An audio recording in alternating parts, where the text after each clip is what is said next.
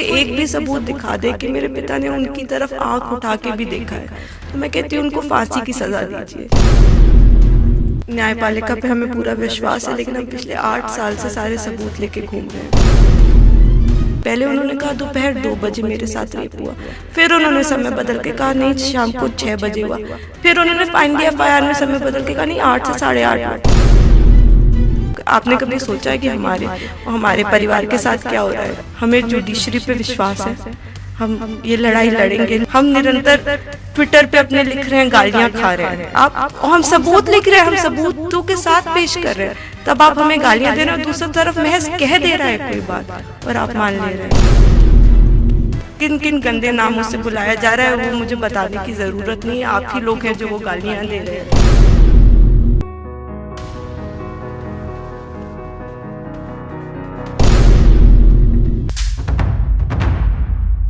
न्यायपालिका पे हमें पूरा विश्वास है, लेकिन हम पिछले 8 साल से सारे सबूत लेके घूम रहे हैं। और मैं आपके माध्यम से सभी से कहना चाहूँगी, अगर कोई एक भी सबूत दिखा दे कि मेरे पिता ने उनकी तरफ आंख उठा के भी देखा है तो मैं कहती हूँ उनको फांसी की सज़ा दीजिए। लेकिन इस केस के सारे फैक्ट्स इग्नोर किए जा रहे हैं। वो दूसरी तरफ अनड्यू प्रेशर बनाता है एजेंसीज पे। इसी तरह से गलत तरह से हमारे ऊपर चार्जशीट लगवाई गई। पहले आपको पता है कि हम ऐसा नहीं है कि सिर्फ पब्लिक सर्वेंट वाले पॉइंट पे वहाँ पे बहस हुई है, हर पॉइंट पे बहस हुई है। एम्स की रिपोर्ट है कि वो 18 साल के ऊपर थी तब। उन्होंने बयान में अपना समय 3 बार बदला है। पहले उन्होंने कहा दोपहर 2 बजे मेरे साथ रेप हुआ, फिर उन्होंने समय बदल के कहा नहीं शाम को 6 बजे हुआ, फिर उन्होंने फाइनली एफआईआर में समय बदल के कहा नहीं 8 से 8:30 हुआ। रिकॉर्ड की बात है, सीबीआई ने देखा, हमारे पिता का सीडीआर निकाला, वो 17 किलोमीटर उन्नाव अपनी ऑफिस में उस वक्त मौजूद है, उस घटना स्थल पे है भी नहीं। ये जो विक्टिम है इनकी खुद फ़ोन कॉल्स चल रही हैं उस वक्त जो घटना का इन्होंने समय बताया है। सारे सबूत होते हुए हमारे पास सारे डॉक्यूमेंट्स हैं, हर चीज़ होते, ये कभी नहीं आपको बताएंगे कि ये हमें पावरफुल और वो इसका इल्ज़ाम लगा रहे हैं। मेरे पिता को तो तभी पार्टी से निकाल दिया गया था। हम 8 साल से, आपके पास तो मैडम सुरक्षा है, हर चीज़ है, हमारी फ़ोटो है, आप इधर उधर आप हमारे बारे में बोल रहे हैं सब। आपने कभी सोचा है कि हमारे परिवार के साथ क्या हो रहा है?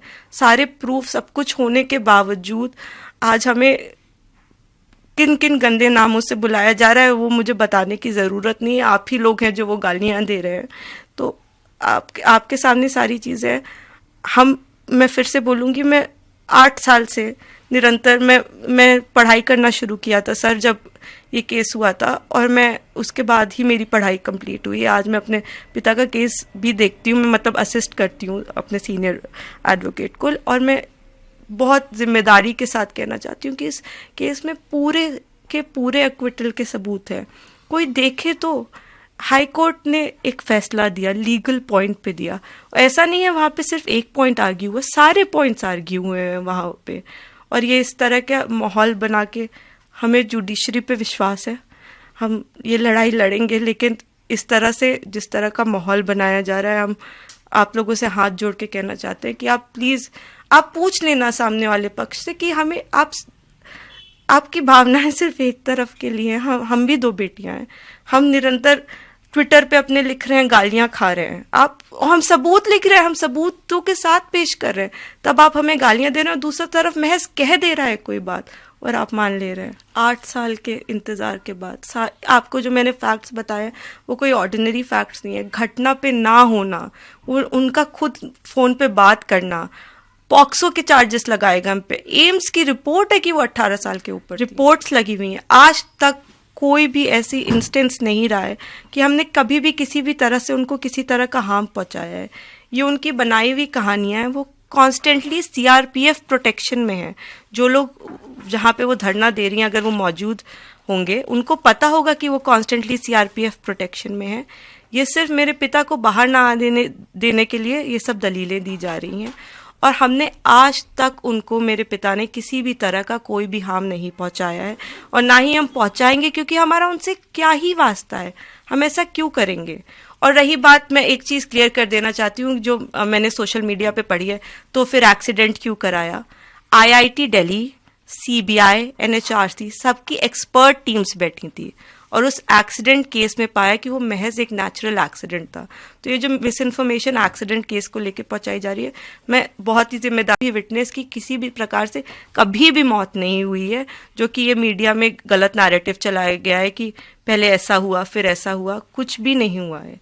ये सब सिर्फ एक इंसान की कही हुई बातें हैं जिसको इतना तूल दिया जा रहा है। हमारे बीजेपी में उस वक्त होने का हमें शायद ज़्यादा वो, क्योंकि उस वक्त वो रूलिंग पार्टी थी, लेकिन मैं आप लोगों से हाथ जोड़ के विनती करना चाहती हूँ कि हम भी आम लोग हैं, और जो दूसरा पक्ष है वो एक पर्टिकुलर पॉलिटिकल पार्टी से जुड़ा हुआ है। 2022 में उनकी माँ भी विधानसभा का चुनाव लड़ी थी उन्नाव में। तो ऐसी बात नहीं है कि वो पॉलिटिकल लोग नहीं हैं, वो पावरफुल लोग नहीं हैं, वो भी हम और वो सेम गांव से हैं। हमारी 2000, आपको शायद पता ना हो, इनके जो चाचा हैं वो हिस्ट्री शीटर हैं, उन पे 17 मुकदमे थे। सन 2000 में वो मेरे जो चाचा हैं उन पे गोली मतलब उन पे जान का हमला करके फरार हो गए थे। उसके बाद ये 16 साल बाद लौट के आए जब गांव में प्रधानी का चुनाव था, और प्रधानी का चुनाव लड़ना चाहते थे, जिसमें फिर मेरे परिवार में प्रधानी उस वक्त लोग लड़ते थे। तो वहीं से ये अनबन शुरू हुई। उसके बाद उसको इन्होंने इस तरह का रूप दिया। तो ये बिल्कुल, अगर मेरे पिता शायद पॉलिटिशियन ना होते तो शायद बहुत पहले इसमें हमें न्याय मिल गया होता। कुछ प्रूफ ऐसे हैं जिसको लेकर के आप चैलेंज कर सकती हैं कि हम पूरी तरह से बेदाग हैं, या हमारा उसमें कोई रोल नहीं है? मैं बिल्कुल ऐसे प्रूफ है, और आपने शायद मीडिया में देखा भी होगा, जब स्टार्टिंग में इन्वेस्टिगेशन भी स्टार्ट हुई थी तो मेरे पिता ने नार्को की मांग की थी। इन्होंने नार्को के लिए मना कर दिया था उस वक्त। मेरे पिता का CDR, मेरे पिता की पिक्चर्स हैं उस दिन की कि वो उस लोकेशन पे नहीं मौजूद हैं। तो हमारे पास सारे ऐसे प्रूफ हैं कि जिस दिन की ये घटना बता रही है हम उस समय पे वहाँ पे नहीं हैं, और शुरुआत से ही लेके अभी तक ये सिर्फ अपनी कहानियाँ उसमें बदलती जा रही हैं।